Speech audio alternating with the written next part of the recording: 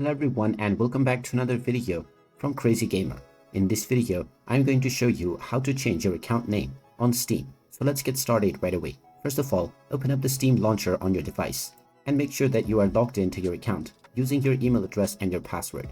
After you are logged in, you will end up within the store page.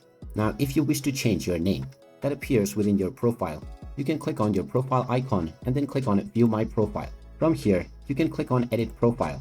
And now you will see your profile name. You can simply click on the profile name box and then type in your preferred profile name and then scroll down and click on the save button. Once you click on this, your profile name will be changed on your Steam account right away. And now it will also be displayed within your profile name section. And there you have it. That is how easy it is to change your account name on Steam.